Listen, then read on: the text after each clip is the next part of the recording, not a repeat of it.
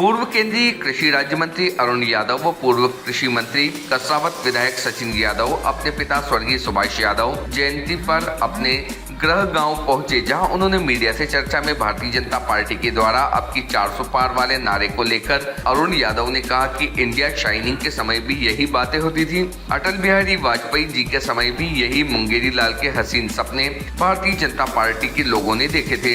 जब नतीजे आए तो मनमोहन सिंह जी की सरकार बनी थी। 2024 के लोकसभा चुनाव में मुझे पूर्ण विश्वास है कि मध्य प्रदेश सहित पूरे देश भर में बदलाव नजर आएगा। जिस तरीके से देश में हिटलर शाही चल रही है, जिस तरह से लोकतंत्र की हत्या करने का बार बार प्रयास, प्रजातंत्र को नष्ट करने का प्रयास किया जा रहा है, जनता यह समझ रही है।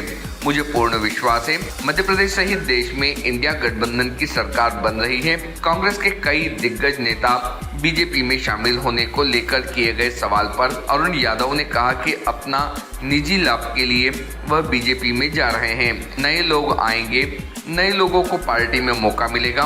कांग्रेस एक समंदर है, देश की सबसे पुरानी पार्टी, सबसे बड़ा इतिहास किसी पार्टी का है तो वह कांग्रेस का। देश विदेश में कांग्रेस के छोटे छोटे कार्यकर्ता हैं। शीर्षक नेताओं के नेतृत्व में हम काम कर रहे हैं। लोकसभा चुनाव पर पूछे गए सवाल पर उन्होंने कहा कि निमाड़ की दोनों सीट खंडवा और खरगोन जीतेंगे। मध्य प्रदेश में बेहतर प्रदर्शन की उम्मीद है। अरुण यादव से खंडवा लोकसभा टिकट से पूछे गए सवाल पर उन्होंने कहा कि मैं कांग्रेस का कार्यकर्ता हूं, जहां दिल्ली हाईकमान तय करेगी वहां से चुनाव लड़ूंगा। पूर्व कृषि मंत्री सचिन यादव ने कहा कि लोकसभा चुनाव को लेकर हम सभी साथी उत्साहित हैं। पूरे जोशो खरोश के साथ, पूरी ताकत के साथ इस लोकसभा के समर में उतरेंगे।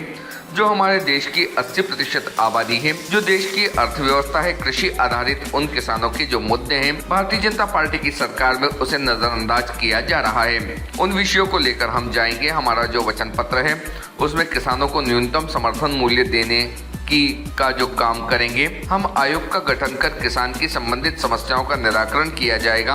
एक तरफ सरकार में बैठे लोगों ने 16 लाख करोड़ रुपए से अधिक का बड़े बड़े उद्योगपति एवं धना सेठों का कर्जा माफ करने का काम किया है, लेकिन जब किसानों की बात आती है यह हमेशा कदम पीछे हटाने का काम करते हैं।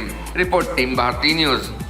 सामने और बीजेपी 400 पार का नारा दे रही है। फिर ये मैं हर बार कहता हूँ कि इंडिया शाइनिंग के समय में भी यही बातें हुआ करती थी। अब याद करिए 2003 में जब अटल बिहारी जी के बाद मनमोहन सिंह की सरकार बनी, यही मुंगेरी लाल के हसीन सपने भारतीय जनता पार्टी के लोगों ने देखे थे।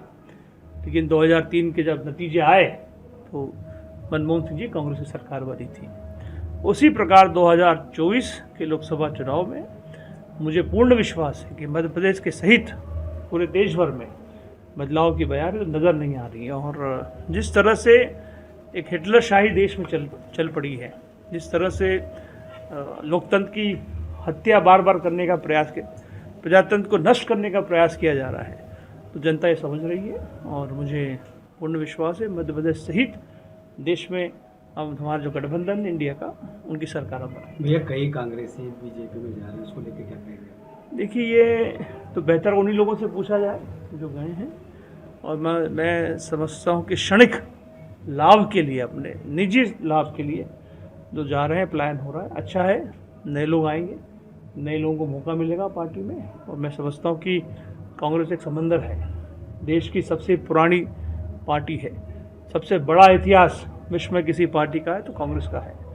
तो हम सब कांग्रेस के, हम जैसे बहुत तमाम हज़ारों की तादाद में देश प्रदेश में कांग्रेस के छोटे छोटे कार्यकर्ता हैं, जो राहुल जी, सोनिया जी, मनमोहन सिंह जी, खड़गे जी के नेतृत्व में हम लोग काम करते हैं। और मुझे विश्वास है कि फिर से वही इतिहास जो 2023 में हमने रचा था, इंदिरा जी के समय रचा था,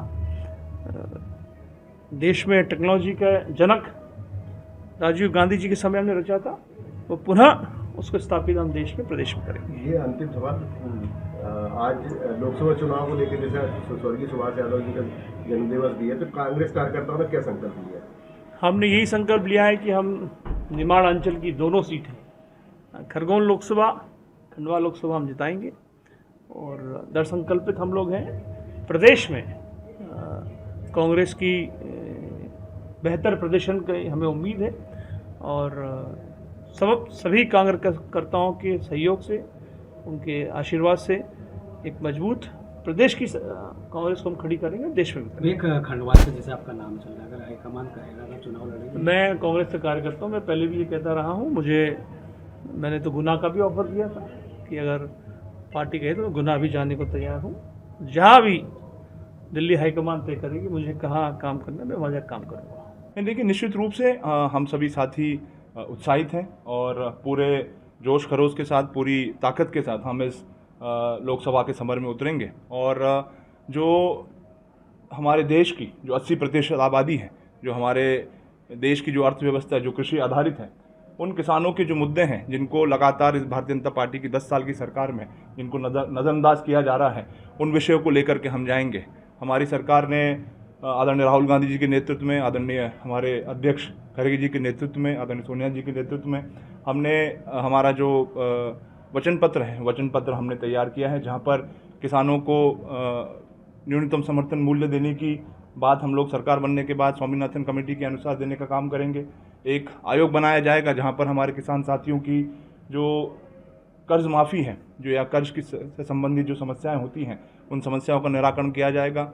एक तरफ सरकार में बैठे लोगों ने लगभग 16 लाख करोड़ रुपए से अधिक का बड़े बड़े उद्योगपतियों, धरना सेठों के कर्ज माफ़ करने का काम किया, लेकिन जब किसान की बात आती है तो ये हमेशा कदम पीछे हटाने का काम करते हैं। ये कितनी सीटें आएगी प्रदेश में? हमारा पूरा प्रयास है कि अधिक से अधिक जो है सीटें कांग्रेस के पास। खंडवा लोकसभा जो है प्रत्याशी अभी घोषित नहीं हुआ, अरुण यादव जी का नाम भी प्रमुखता से लिया जा रहा है, तो क्या लगता है चुनाव लड़ेंगे अरुण यादव जी? देखिए, पार्टी का ये फैसला होता है। पार्टी, हमारा जो हाईकमान है, हाईकमान जो भी तय करेगा उस निर्णय को हम सब लोग सर्वमान्य करेंगे।